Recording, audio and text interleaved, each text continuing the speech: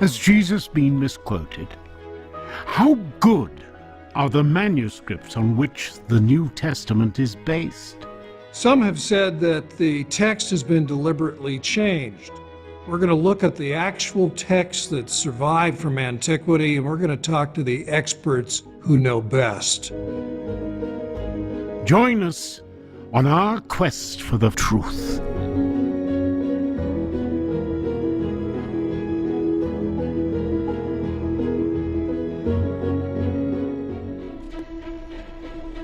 In 1897, two famous explorers, Bernard Grenfell and Arthur Hunt, traveled across Egypt in search of ancient manuscripts.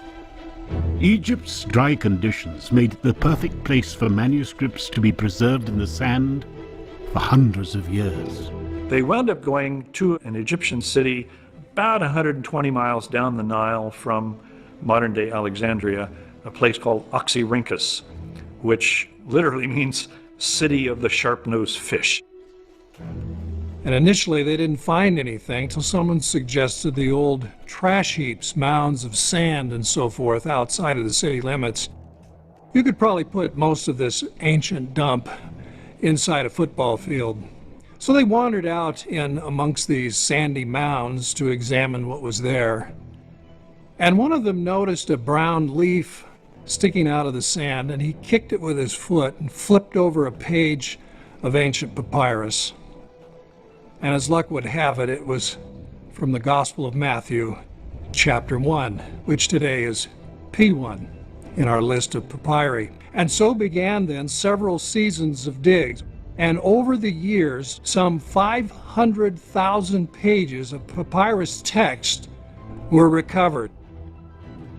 I remember talking in the early 1970s to a woman who was on staff at the British Museum, and when she discovered that I was studying for a PhD in textual criticism, she said, "Oh, you must come over to London sometime. We have crates of that stuff down in the basement that have never been opened." And it's still the case. Something in the neighborhood of 90 to 95% of the material that Grenfell and Hunt acquired in Oxyrhynchus has never been edited or opened. If you want to see biblical manuscripts, but you can only visit one place, Dublin, Ireland is the place to go. The Chester Beatty Library contains one of the most important collections of biblical manuscripts in the world, including the most ancient collection of all four Gospels, Papyrus 45. P45 is dated to about 200 to 250 AD, so the first half of the 3rd century. P45, together with the rest of the collection, was uncovered in the winter of 1929-1930 by a number of local Egyptians. It's not really sure exactly where the manuscripts were uncovered, because when the discovery and the acquisition of these manuscripts was published in the Times, it was sensational, because it moved back the existing understanding of the Christian texts at least 100 years. It really confirmed the soundness of the text as we understood it. And while there are variants, there are variations, there are scribal errors, there isn't anything that was sort of fundamentally shocking to anyone that changed the nature of the understanding of the text. So what that tells us is that the earliest period was not nearly as free or chaotic as some scholars have supposed. The other thing, though, impresses me about P45 is that it dates to the very beginning of the 3rd century. When that text was copied, some of the autographs of the Gospels could well have still been in circulation. So P45 could be a witness then to the originals, or at least the earliest copies of the Greek New Testament Gospels. Those earliest copies of the Gospel were found on the writing material papyrus. Since the earliest manuscripts are on papyrus, it helps to understand how it was made and why it lasted so long. Papyrus is made by taking papyrus reeds and a layer of strips that are let's say vertical, placing on top of that a layer that's horizontal, smashing those together so that the natural juices of the reed combine. When you're writing on papyrus in the ancient world, you often write with the fibers. The recto actually refers to the side of the page where the fibers run horizontally, and the verso refers to the side of the page where the fibers run vertically. And a papyrologist is somebody who studies texts written on papyri, basically. The average sized Greek New Testament manuscript is more than 450 pages long. That's the average size. So we have altogether over 5,800 Greek New Testament manuscripts, more than 2.5 million pages of text. The first form it was written in was on papyrus, which was kind of like ancient paper. And then the second stage was parchment, animal skins that are scraped very, very thin. Parchment is the vast majority of our manuscripts. The earliest ones are typically papyrus. The later ones are frequently and then ultimately paper. Our discoveries have not come to an end yet. There's a good chance that we continue to find copies of New Testament texts also in the near future.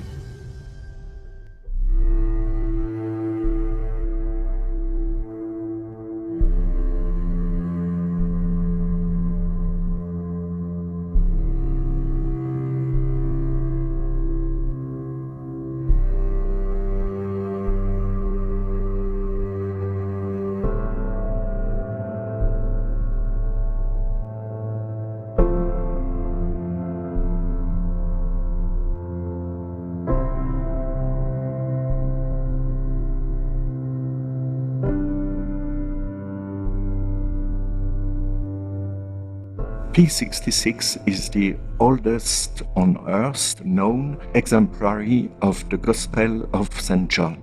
So it's one of the most extraordinary items that we belong here in the Martin Bodmer Foundation. It's 154 pages and it is the first known codex. This Gospel of St. John, we think, is a document from the year about 200 after Christ.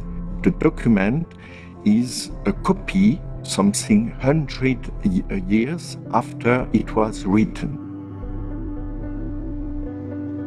All you have are about 14 chapters of the Gospel of John. You have about 400 to 500 corrections that are made in this manuscript. Some people will say, oh, what a poorly done, careless copyist this was. No, because examination of the corrections show that these corrections are all made by the same hand who made the manuscript. So what it means is it wasn't a careless scribe, he just wasn't very skilled. First time through, he makes lots of errors, but he's obviously very concerned about providing a careful, accurate text. So he goes back and proofs his work and catches about 400 to 500 errors and diligently corrects them. So that doesn't suggest to me a careless scribe. He just wasn't very skilled at his first attempt, but he was very conscientious. Investigating the earliest fragments of the New Testament requires scholars from all sorts of disciplines. Some study the text of the New Testament, others the materials that the writings were found on. Still others gain insights from the work of the archaeologists who unearth these treasures from the ground.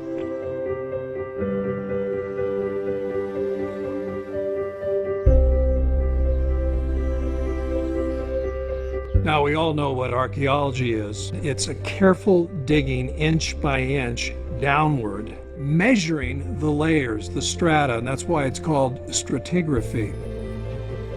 Well, back in the 1890s and the beginning of the 20th century, there wasn't that care very often. Grenfell and Hunt knew that there was a chance of finding some books gathered together that dated from a certain period of time in a layer that dated from another time. They were aware of it, and I've read their reports. And they did indeed find some collections of literature and were able to make some chronological statements about it. And that is just fascinating because it tells us about the longevity of literature. For all of the literary texts of antiquity, we have no dates put on them. So you say, well, how do you date them? You date them by what's called paleography, which is to say a very careful examination of the nature of the lettering used. These are all done by hand, and so paleographers talk about the hand of this manuscript or the hand of that manuscript, and they mean simply the visual appearance of the writing or the script in the manuscript. The only kind of texts that have dates are what we call documentary texts, so letters, shipping manifests, tax records, things like that will have dates put on them. And that's a no-brainer. You see, it'll say, the 3rd year of the emperor thus and so, and you go, bingo, we know when that tax record was produced. Those become sort of the pegs in the wall on which you say, okay, we have a secure date for that, secure date for that, secure date for that. And then when you come to literary manuscripts, you look at the handwriting and basically try to judge what do they most closely resemble? What dated manuscripts do they most closely resemble? So it is a kind of by gosh and by golly exercise, but it is scientific by gosh and by golly exercise. The two things to say about carbon-14 dating. One is that in order to date a manuscript, you have to destroy part of it. You have to take it and burn it. When we're talking about a manuscript that may be 2,000 years old or older, you're loath to destroy any part of it. The second thing is, even if you get the permission to do it, the dating precision of carbon-14 is basically plus or minus 100 years. Well, paleography actually gives you pretty much the same kind of dating. One of the really interesting questions looking at manuscripts is about the length of time of their use. We know with parchment manuscripts that they survive in any decent kind of climate a very long time, but we assume, compared to that papyri were quite short-lived, that they would being used, they would wear out. But there are some imponderables with that, aren't there? Because how long a manuscript survives depends partly on how much you use it. If you're a Christian itinerant preacher going around with a copy of the Gospel of Luke in your pocket, it might wear out more quickly than if you have a copy that's in a building read regularly in Christian worship. One of the things that really interests me, though, was the discovery that there were whole libraries thrown out at the same time. Archives usually are in reference to business papers, personal letters, and other dated information. It's not literature. So when I refer to libraries, I'm referring to literature. It could be philosophy, it could be a romantic novel, it could be a play.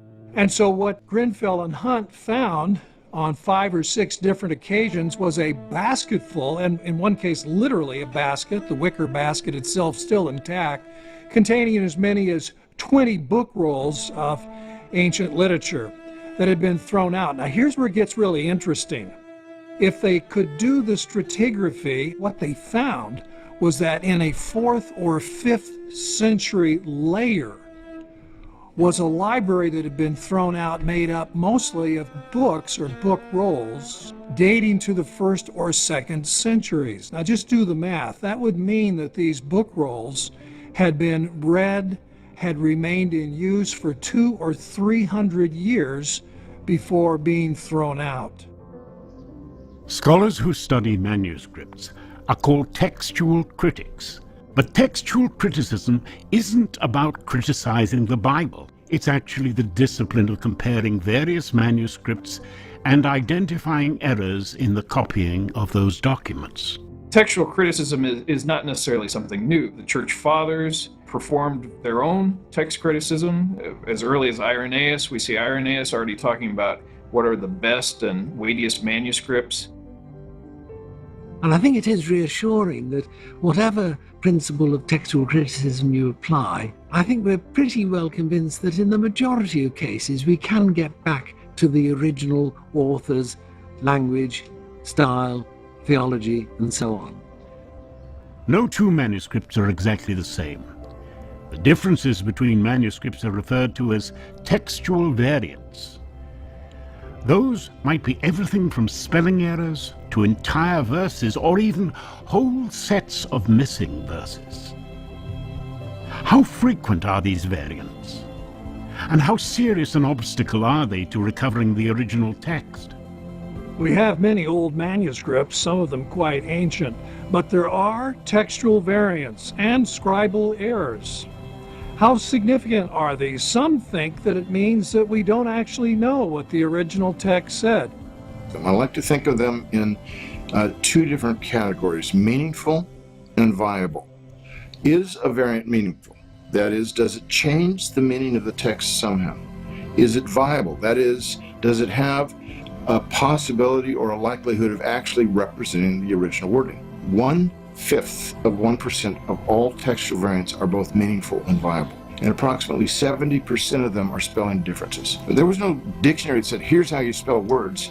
In fact, John was a very creative speller. In the space of 8 verses in John chapter 9, he spells the exact same verb 3 different ways in 8 verses. Spelling is not an issue that affects anything, really. Magdalen College, Oxford, houses one of the oldest fragments of the Greek New Testament in England. It's known as P64.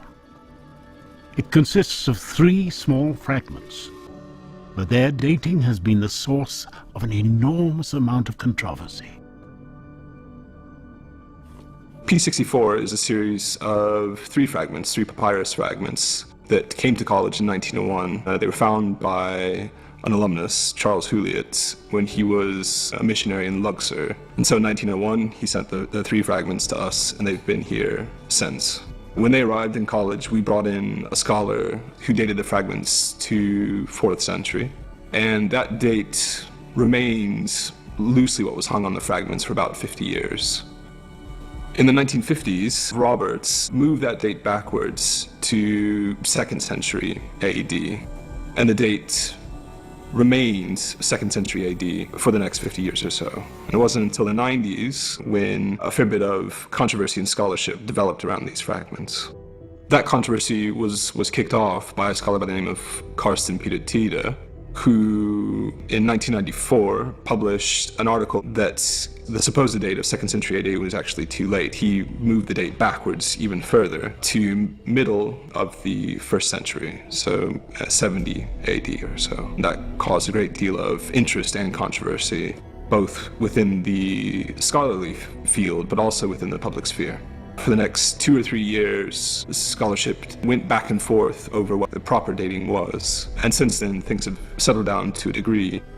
But the date hung on these fragments is still late 2nd century AD. Dating controversy aside, I mean, these fragments are one of the most treasured items here in college. They're our earliest witness to a manuscript in college, and in fact, in the country. Each year, children from the school across the road, Magdalen College School, before they go off to their confirmation, they come up here and they're shown the fragments.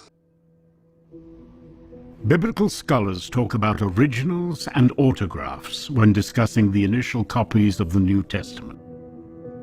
Dr. Craig Evans gives us some insight into how letters from the 1st century were written. The author himself may hold the pen, but usually it was a professional scribe that did the writing. And then the pen was handed to the author, who added his name at the very end, and that's why it's called autograph.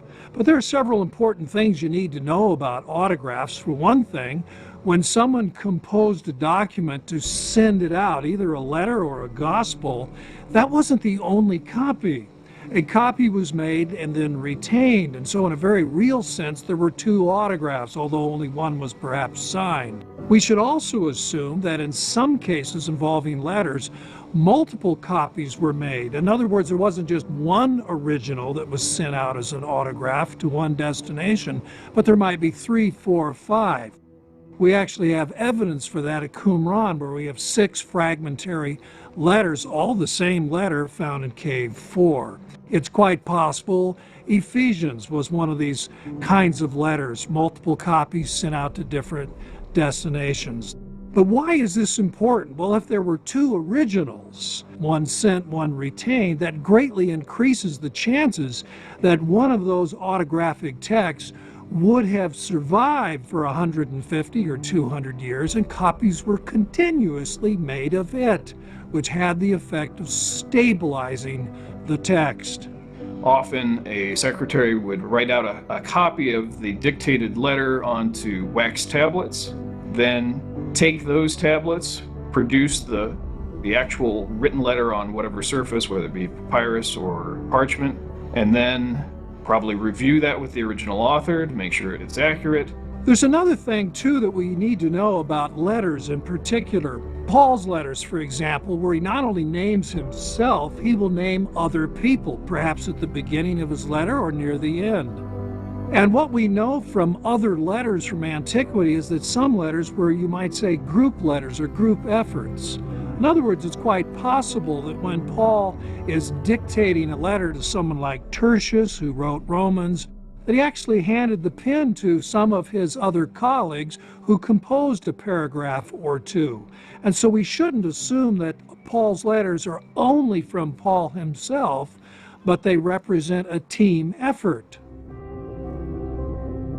One of the striking things about the earliest Christian texts is the form in which they were written. The Codex was the predecessor to our modern book and was popularized by the earliest Christian communities as their preferred way of recording Scripture. During the first 5 centuries of the Christian era, 90% of all Christian books were written on a codex, and only 14% of all non-Christian books were written on a codex. So this was the first and probably only time in the history of the church where we were actually ahead of the technological curve. The Christians, even if they didn't invent the book, at least popularized it and used it for their literary possessions. The construction of a codex was a very labor-intensive process. You're talking about buying a ready-made roll, cutting it up in pre-measured segments, and then stacking them and folding them and eventually sewing them together into quires. Those are stacks of sheets put together and folded together, and then you do another quire. Scribes eventually came up with very ingenious ways of sewing those together and putting bindings on them. It was strikingly important to the history of the book because the folded book is how we understand a book today. They prefer the Codex, especially for those writings that they seem most to prize, their scriptural text. For other texts, they are much freer to use what is the dominant preferred book form of the time, the roll. So let's go to the Gospel of Thomas, for example. We have fragments of 3 copies of the Gospel of Thomas from the early 3rd century. One of them is a page of a codex, written in an average sort of hand with markings on it to show that it was intended for study purposes. The other one is a miniature roll, probably somebody's portable copy of the Gospel of Thomas that they wanted. And the other one is a reused roll. The point is, they weren't prepared for church usage. Those texts that were prepared for reading in church and that were intended to be treated as scripture by the community are almost entirely written on codexes. So when we talk about copies of texts around at the time, the physical form in which they're put is a significant indicator of the purpose for which they were put.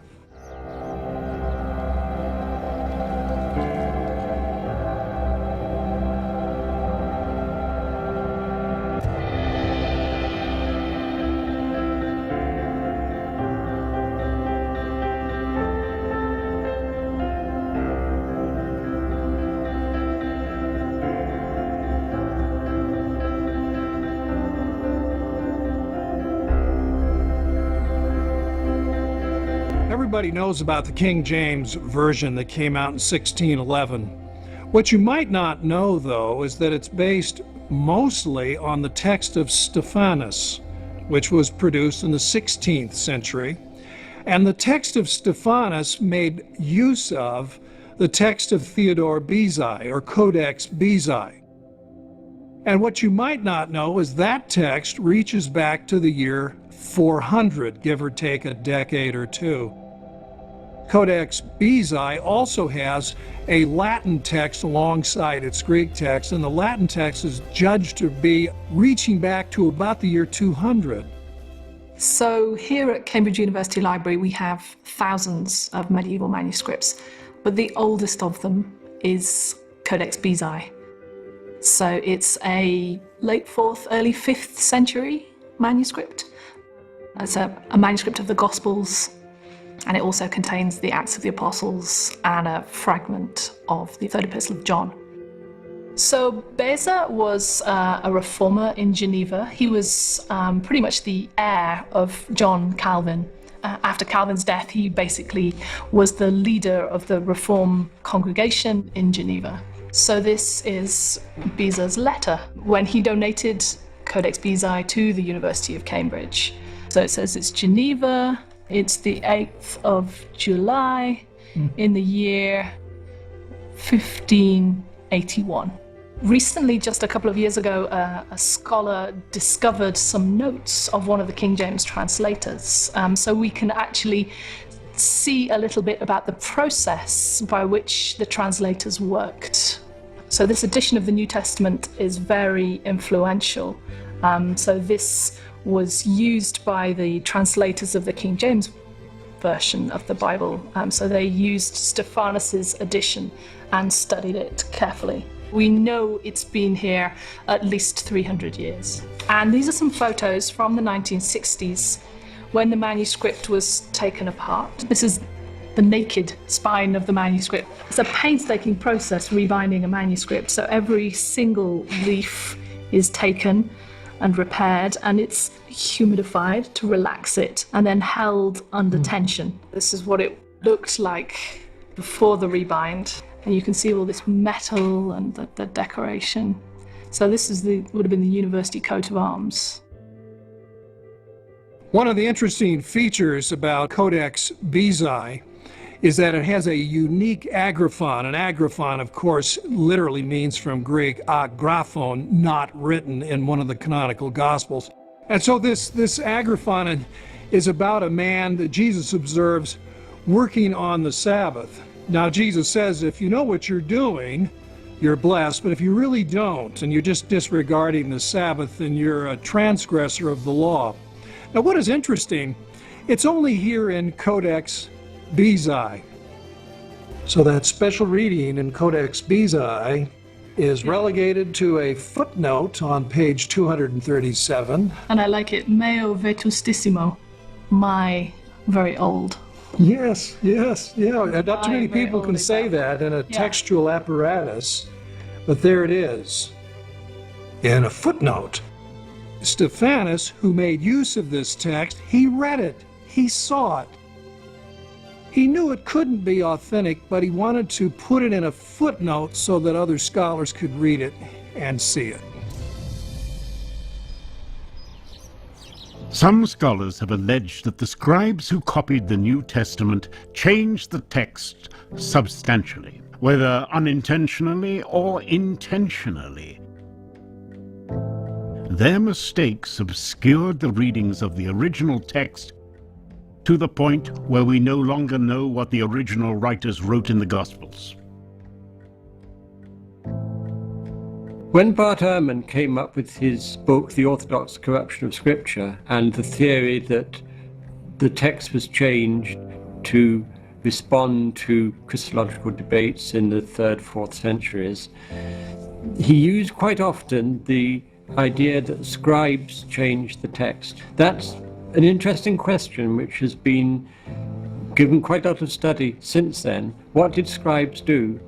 I think I would take the point of view that scribes didn't go about changing the text. They were there to produce a copy. Some have charged that Christian scribes at first were barely literate, well-meaning Christians and not professional scribes. People often ask questions about how reliable the New Testament is, not just in what it reports, but do we actually even have the New Testament as it was originally written? So some people say, for example, well, there may have been a nice, pristine early version of the Gospel of Mark, but hasn't it been sort of souped up and beefed up over the centuries? Hasn't Jesus been turned from an innocent Jewish rabbi into someone who claims to forgive sin? Well, one of the problems with this theory is that we're very, very hard pressed to find any manuscript where we can see that a scribe has, with any consistency at all, changed the text, whether in an orthodox direction or indeed in an unorthodox direction. My name is Georgia Angelopoulos, and I'm a calligrapher. My background is Greek, so I am interested in learning all the scripts that were used in the ancient world. So today we're just working on rendering P75, the Gospel of St. John, on papyrus. So I'm just working with a cut reed pen, which did come from Greece, and using ink that approximates the kind of carbon ink that would have been used in this period. And we're starting with ena hin ino logos, logos. In the beginning was the word. So just getting a feel for the hand of the piece, the speed at which the writing was written. When you try copying a hand, you notice little things. He liked making certain gestures, especially with tea. This isn't a hand at this stage that is noticeably Christian. It has its roots in a pagan antiquity. We have to remember throughout all our discussions that when we say scribes, we're talking about a body of almost professional copyists. Hack copyists is how T.C. Skeet often referred to them. These were people who weren't necessarily Christians, but they were paid by the line. It was piecework. They actually got paid by the number of lines that they actually copied. And they didn't know what they were writing necessarily. They certainly wouldn't have deliberately changed things in any one particular Christian direction. Let me give an illustration of the kinds of mistakes that you'll get in some of these early manuscripts that are not intentional, but can easily be detected. If someone said to you, well, just as the preamble to the Constitution says, we, the people of the United States, in order to form a more perfect onion, you'd say, wait a minute, it's not onion, it's union. You made a mistake. You wrote O instead of U. Anybody would know that. That's not going to be a thing where, gee, did he mean cucumber? We know it means union. And that's the kinds of mistakes we get in these early papyri. And so they're easily fixable, and what happens is the next generation of scribes typically fixes those kinds of just mental farts, if you will. They didn't quite get it right, and they know what the problem was. The word gospel means good news. In the case of the New Testament, the good news of Jesus Christ, the Savior of the world. But the differences between the gospel accounts of Jesus have often been pointed to as a reason for not believing the message of Jesus. But the early church recognized the value in having 4 different perspectives on the life of Christ and bundled these together as the fourfold gospel. When I think about the variance among the manuscripts, all of our diverse manuscripts, not just in Greek, but also in Latin and other languages. And when I think of the 4 Gospels, Matthew, Mark, Luke, and John, which share many stories in common, but don't always tell the stories in exactly the same words, I'm reminded of what Jesus told his disciples in Matthew chapter 13. He has given them 7 parables about the kingdom of heaven. He's asked them if they understand. They assure him that they do. And he said, good, because the scribe who has been trained for the kingdom of heaven is like a scholar or a householder who can open up the treasure box, the thesaurus, and reach inside and pull out old stuff and new stuff. In other words, Jesus is telling his disciples, if you really understand what I'm saying, you're better than just a parrot that repeats word for word what I taught. You understand what I taught, and you can adapt it, because you're going to have to. You're going to be preaching in contexts where it's a different culture, it's a different language. You have to show me that you understand my words and can apply them in a variety of settings. And invariably, that will create some variations. So in a sense, the manuscripts that we have, the fourfold gospels that we have, hark back to Jesus himself, the way he taught his disciples, the way he instructed them, and the commission that he gave them in teaching the world his teaching. The manuscripts either have a volume that has the four Gospels, the four Gospel book. The title in the minuscules is typically tetra euangelion, the number 4, but euangelion, gospel in singular. Hard to translate into English. It's something like the fourfold gospel, or I personally like the term four Gospel book. So in the case of the Gospel of Mark, the beginning of the Gospel of Jesus Christ, this is a kind of summary of what the whole of Mark's Gospel is about. It's good news, and it's about Jesus Christ. It's not how to live your life in a moral way. It's not how to vote. It's about Jesus Christ and what he's done for us and how to follow him. Similarly, there's a preface at the beginning of Luke's Gospel, where Luke reassures the readers this is stuff that he's researched. This is stuff that has really taken place in space-time history. And John's Gospel also has a preface as well. In the beginning was the Word, and the Word was with God, and the Word was God. But this God from all eternity has become flesh in the land of Israel, in Palestine, in the 1st century AD. We talk today commonly of four Gospels. In antiquity, in the ancient Christian church, they didn't really talk about four Gospels very much. They talked about one Gospel. And so when they titled the Gospels, they didn't title it Mark's Gospel, Matthew's Gospel, Luke's Gospel, John's Gospel. They called it the Gospel according to Matthew, the Gospel according to Mark, the Gospel according to Luke, and according to John. And one of the remarkable things about the manuscripts of the New Testament is that there's enormous consistency all the way through. We find hardly any variation at all in what the Gospels are called. They always have these same authors attributed to them. They were never anonymous, but they always had these same titles inscribed on the manuscripts. Although the vast majority of textual variants are spelling errors or little notations, there are a couple of longer passages that stand out. They're known as the long ending of Mark and the story of the woman caught in adultery. They don't appear in the earliest manuscripts. So how did they come to be in the New Testament? Now, some, of course, allege that there have been changes in the New Testament text. Well, where are they? There are only two significant alterations or questions that we know of. One of them is the story that's found in John's Gospel between chapters 7 and 8. That's the story about the woman caught in the act of adultery. The other one that's a question and involves 12 verses or so, and that's the ending of Mark. That is Mark chapter 16, verses 9 to 20. But isn't it interesting, the only two places where there really is a question is well attested in the manuscript tradition.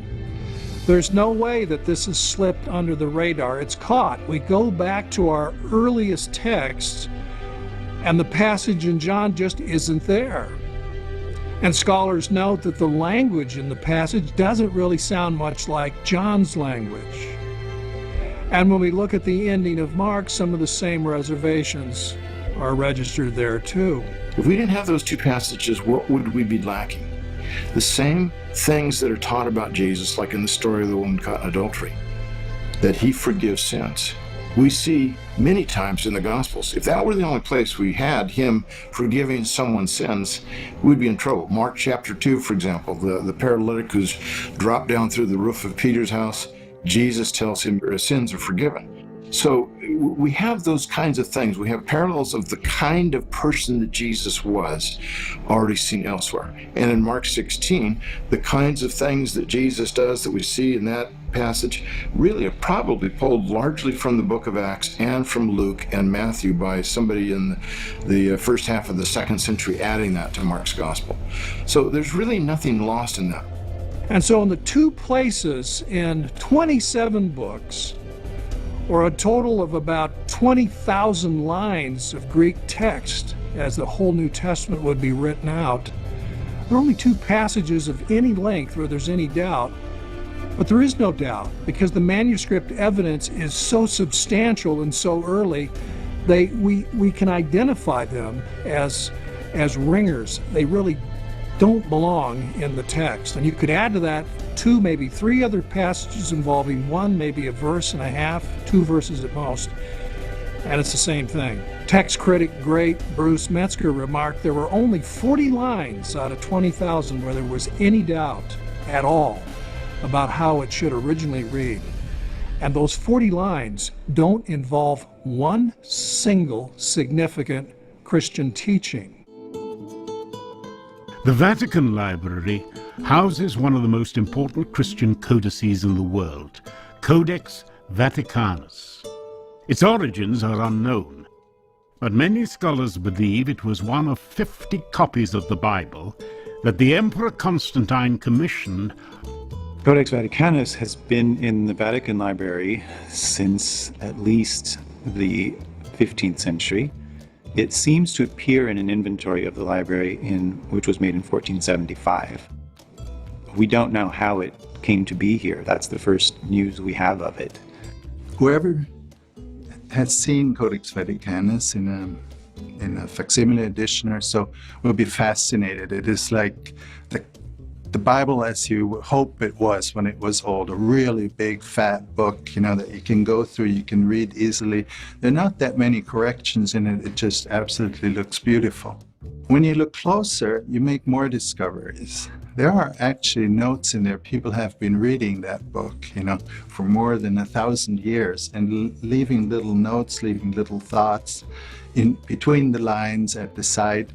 One user felt very sorry for the manuscript because the ink was fading. So he went through the whole manuscript and rewrote every single letter again with his ink, except those passages that he couldn't find in his Bible. So if you look at Codex Vaticanus today, you can rather quickly just go through it and look for those faded passages. And then this is a place where we have probably a very interesting variant. Codex Vaticanus is just a fascinating manuscript. We don't really know where it comes from. It just shows up in the 15th century and gets a card in the Vatican Library. We're not sure where it comes from. Looking at the paleography, the way the letters are written, it is usually dated into the 4th century. Many translators have wrestled with choosing the best variant reading for a particular verse, but some scholars have even gone so far as to say that the Gospels have been corrupted to the point where we have no idea what the original writers even wrote down. But does the manuscript evidence actually support that claim? The late Helmut Kester, who was an outstanding scholar at Harvard for decades, one time in one of his publications stated, on the basis of no evidence, it was just an assumption, stated that the texts that we have, the manuscripts that we now have, probably don't reflect the originals. That there has been a lot of changes that took place in the 1st century when the Gospels and Paul's letters were first written. In other words, the very first copies, and then the very first copies of the first copies. When these copies were being made in the 1st century, on in the 2nd, there were all kinds of wild changes made. The evidence simply does not support that assumption. And one of the things that has caused us to doubt that scenario is the discovery that the ancient manuscripts were in use a long time.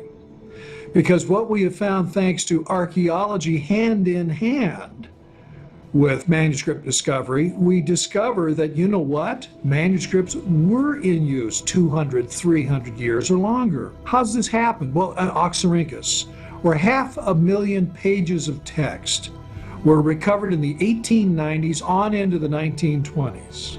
Well, some stratigraphy was done. And so we have libraries that have been thrown out, and we can do chronological study of these books. And what we find is that literature typically was in use 150 years to 200 years, sometimes 300 or 400 years. Now, the implications for the New Testament are obvious. If Paul wrote his letters in the 50s and 60s, if the gospel writers wrote their gospels in the 60s and 70s of the 1st century, and the autographs remained in use for 150 years, that takes us all the way into the early 3rd century. We have continuity from the autographs to these early copies we have. And those early copies would have had the same duration, the same longevity, which takes us right into the 4th century. where we have the complete Greek New Testament, like Codex Vaticanus or Codex Sinaiticus. And when those were written, these other papyri that you can now see in Geneva or in Dublin or wherever, they were still in existence. And so this idea that, oh, well, who knows what Paul originally wrote in his letters, or who knows what the gospel writers originally said about Jesus, there's no foundation for that kind of skepticism. This has been commented on. Fred Wissey, longtime professor at Yale, remarked one time that the stability of the Greek New Testament text is such that he considered it nothing less than a miracle. I thought that was an interesting thing, because he wasn't being pious or theological, no intended apologetic there in his observation. But he ought to know, because as a scholar of Coptic Gnostic texts, he knew what instability was all about. The early church faced numerous challenges from groups who wanted to put their spin on the gospel. One of these groups called themselves Gnostics, which means knowledge. They produced gospels that were attributed to the apostles, but contained what they believed were special insights into the nature of reality. We refer to certain groups in early Christianity and certain texts sometimes as Gnostic or representing Gnosticism. This has become an increasingly controversial and woolly term, but I think mainly what we're talking about, if I could say that the hardcore example of Gnosticism, is people who believed that there was a high good God and an inferior evil God. And they tended to think that the world was actually made by the evil God. It's part of the reason why in all of the Christian creeds from the Apostles' Creed onward, the very first thing that you say is, I believe in God the Father, creator of heaven and earth. They would produce sometimes some very odd counter readings of scriptural texts. So one of the earliest people to comment on this is Irenaeus, who was a bishop in Lyon in France in the 170s and 180s AD. One of the first things he commented about an apocryphal gospel is about the gospel of truth. The thing that Irenaeus says about this is the ink is still wet on the manuscript of the gospel of truth that Irenaeus got hold of. It wasn't written in the apostolic age. It didn't have the ancient credentials that Matthew, Mark, Luke and John had. Another church father, Eusebius, often talks about apocryphal texts as well. And one of the things that he says is that they clearly weren't written by the apostles that they claim to have been written by. So Eusebius calls some of these texts bastards, illegitimate children, because they don't have the parents that they claim to have.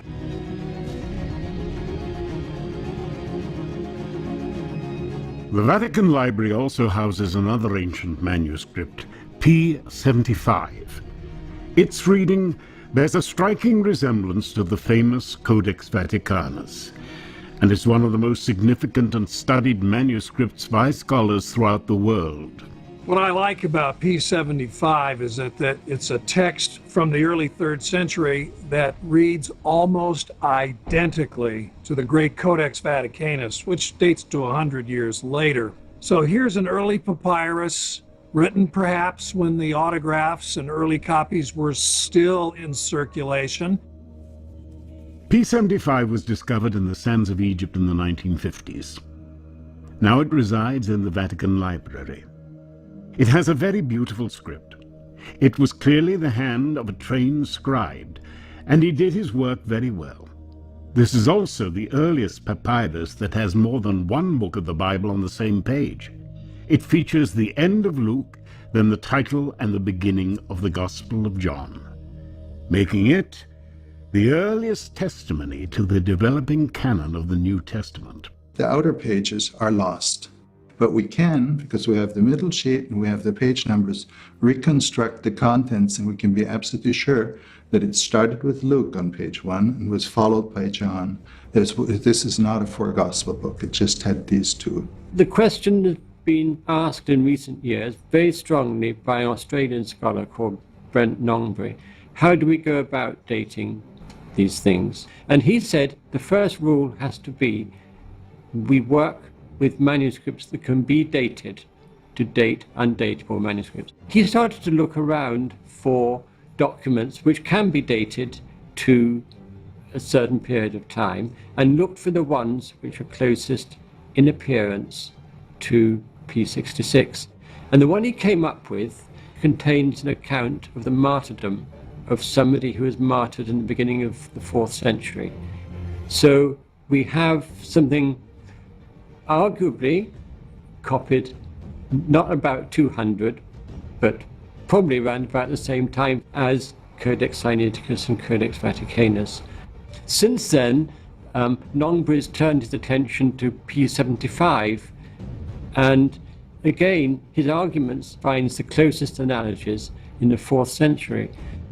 And I think that's one of the main challenges facing the study of New Testament manuscripts for the next generation.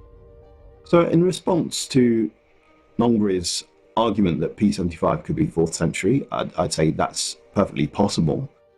However, there is a structural weakness in his argument, which you see actually uses the resemblance between Vaticanus and P75 as an argument for putting P75 late.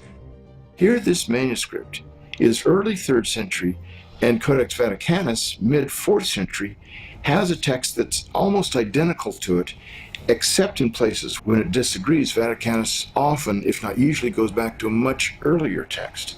Those two manuscripts together tell us that we have a text that is a very pure tradition going back very, very early.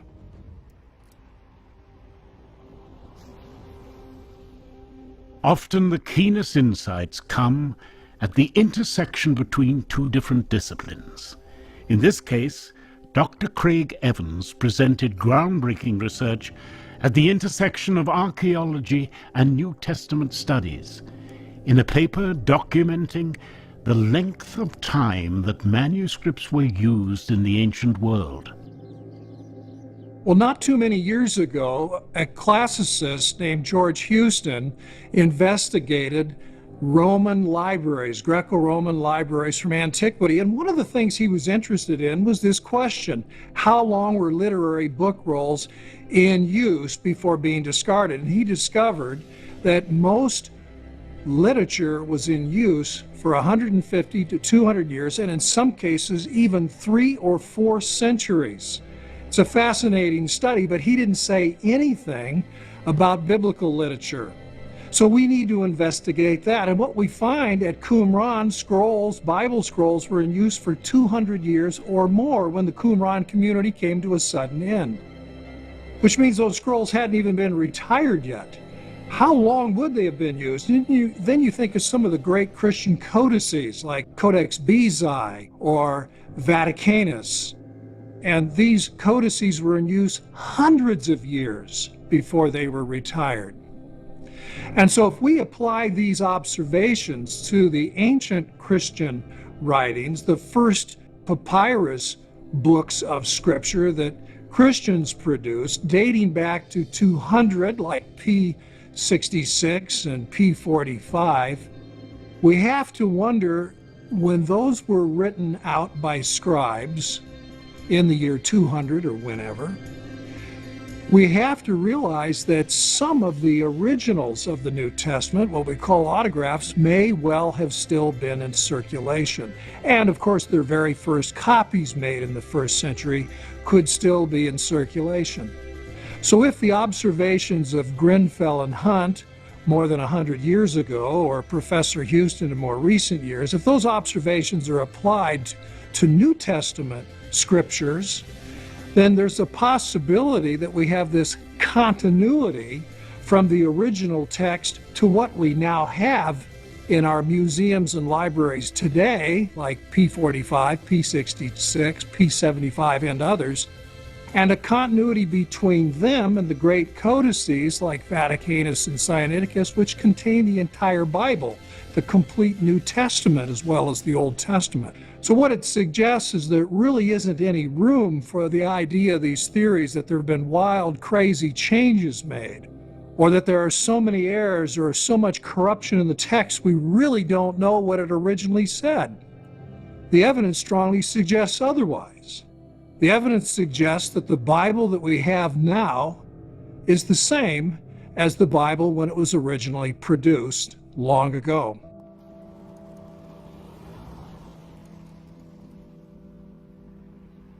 Some scholars have proposed that the New Testament writings were deliberately altered by church leaders or those desiring to consolidate power, so that the writings themselves are so corrupt that there is no way of knowing what the original writers wrote, and that the stories of the Gospels simply cannot be trusted.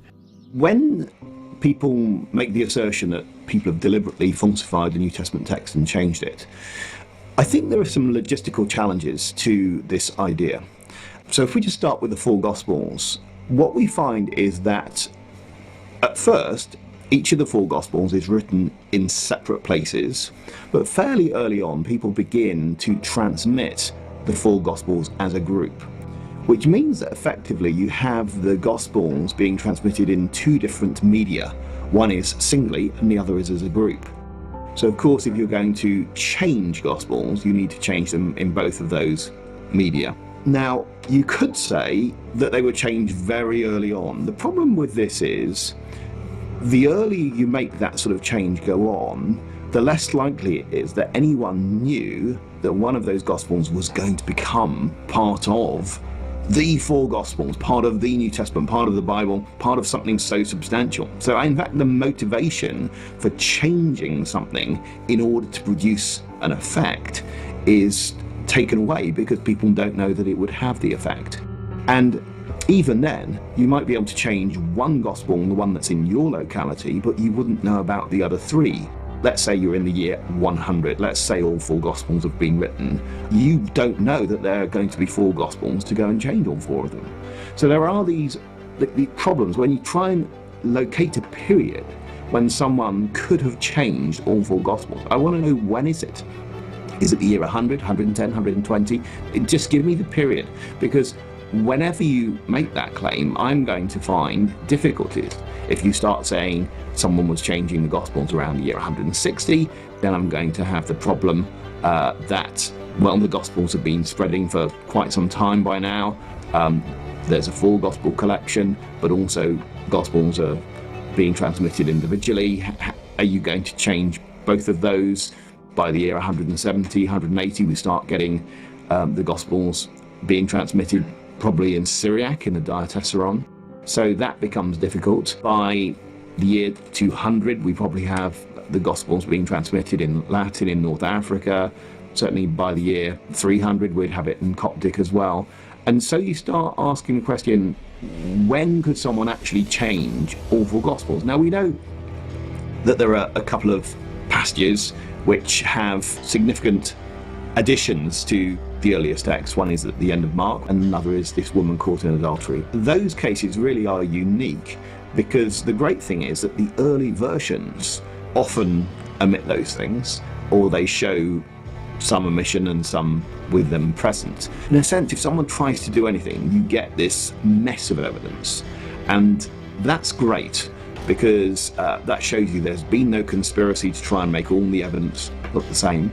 It also gives you a lot more certainty about all of the other passages, because you know that if someone had tampered, you would get that sort of pattern showing up. The fact that the pattern doesn't show up. So I want to say that really throughout the whole of history, there's never been an individual who's been in a position to make deliberate substantial changes across the New Testament. There's never been an emperor, there's never been a pope, there's never been anyone who's been in a position to do that. And of course, when you go to the Middle Ages, there are so many different translations that logistics of just going around and changing them all would just be phenomenal. When we talk about the New Testament canon, we really need to address a popular myth. And the myth is that the Emperor Constantine in the 4th century, in conjunction with the Council of Nicaea, the very famous council in church history, picked the books that were going to be in the New Testament. Now, this idea was popularized through the novel by Dan Brown, The Da Vinci Code, You'll see it picked up on any number of internet sites. And there's just one little problem. It just isn't true. And we know it's not true because we have the decisions that were made at the Council of Nicaea. They were written down, they are codified, they're referred to as the canons of Nicaea. You could actually go look those up on the internet and see that the council did not make any decision about which books belong in the New Testament, nor did Constantine dictate that that be done. Canon comes from the term kane, which was a measuring stick or a reed. It just refers to a rule or standard by which other things are measured. So I think we need to, again, consider that sort of thing when we talk about the New Testament canon. Now, there are a number of places where scholars will try to say, aha, this proves that the ancient church changed the text to affirm the deity of Christ and other things like that. And Bart Ehrman, in his book, Misquoting Jesus, leads you down the path of suggesting that very thing. But in the paperback edition that came out a few months after his hardbound edition came out in 2005, the publishers apparently wanted to keep the sales going, so they added an appendix. And on page 252 in this appendix, they asked him, so why do you disagree with your mentor, Dr. Bruce Metzger at Princeton Seminary, about the nature of these variants? Because he says no essential doctrine is affected by any of these viable variants, and you're saying that they do change doctrine. His response is no cardinal doctrine, no essential doctrine is affected by any of these variants. Now that's remarkable. Even the publishers themselves had misread what Bart Ehrman said in that book. And even Bart Ehrman, when he was interviewed, said, oh yeah, the doctrine of the New Testament is changed by these variants. He couldn't prove it though. And here, in a moment of honesty and openness, he had to admit, no essential doctrine is affected. Tens of thousands of people have abandoned the Christian faith because of Bart Ehrman's writings and misquoting Jesus. I've used that quotation in all three debates I've had with him, and that's how I closed the debate. And it's irrefutable because he's the one who said it, and all I can say to that is, amen, you're right.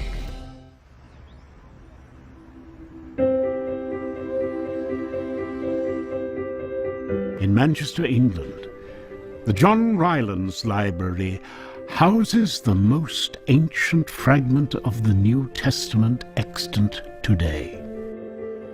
It's known as P52. No bigger than the size of a credit card. When it was discovered, P52 rocked the world of biblical scholarship. It's been here since 1920. It was part of a collection of fragments that were brought over from Egypt by Bernard Grenfell. It was only in the 1930s that the collection was being catalogued by Colin Roberts, and this particular piece, he recognised its significance immediately. So here he sees this manuscript written on both sides, and then he starts to transcribe it. What it is on the first side is John 18, verses 31 through 33. On the back side, it was John 18, 37 and 38. And he sent photographs of it to the three leading papyrologists in Europe at the time.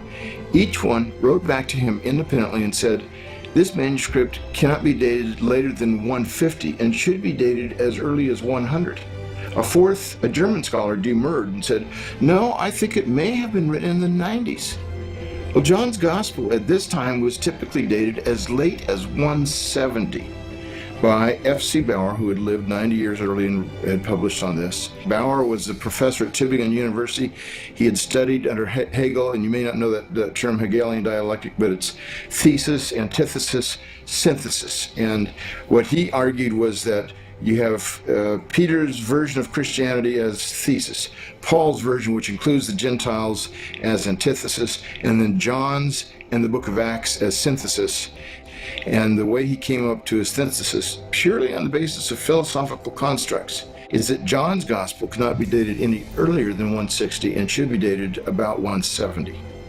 Now, Here's an ounce of evidence that destroys a pound of presupposition. It sent 2 tons of German scholarship to the flames. Most people who study the subject still regard P52 here as the earliest piece of New Testament in the world. Before it was on permanent exhibition, we would bring it out for people. And it was really interesting to observe their responses to it. People would often get very emotional in front of it. They would want to touch it, kiss it in some cases, understandably want to pray in front of it. So it has the status of almost a relic. It has that significance beyond the physical entity and beyond the text that it contains. Could it be possible that when this papyrus was written, the autographs, the originals, and early copies were still in circulation? Seems hard to believe, but you know, there were some early church fathers who thought so. Tertullian, for example, writing in about the year 190, responding to heretics who had mutilated Paul's letters, changing the wording, he said, look, it reads this way, and you can see his letters, and he's referring to the autographs, the originals, and he actually names the cities where they are located. 6 or 7 of Paul's letters. The originals still in existence at the end of the 2nd century. The church father, Bishop Peter, says the same thing about the Gospel of John. The original is still at Ephesus where the faithful kiss it. So this means the burden of proof has shifted away from those who say the text is stable. The burden now rests heavily on those who say we shouldn't trust the text. The text has been changed, and therefore we might never know what the text originally showed. What we are really at issue about is not whether we can recover the New Testament, but whether what we have in our printed text is exactly what the New Testament authors originally said. And I would say we can have a great deal of confidence that we have the original wording on the printed page of a Greek New Testament. It's either in the text or it's in the footnotes. We know what Paul said. We know what the rest of the writers of the New Testament wrote because of this vast amount of great manuscript evidence we have from early on through the centuries. We've traveled throughout Europe. We've visited museums, libraries. We've looked at the oldest manuscripts of the Greek New Testament. We've spoken to the curators who protect them. We have interviewed scholars who study them. And we've asked them all, how good are these manuscripts? And what we've been told is that they're very old. They get very close to the originals. And what was very exciting, they preserve the text of the originals. So when you read the New Testament, your translation of the Greek manuscript, you should know that what you have is what they originally said. You have every confidence in reading the New Testament to know that that is indeed what the original authors said. I think you really are reading the Word of God. So the next time you read the stories of Jesus, remember the incredible body of evidence inscribed on these fragments.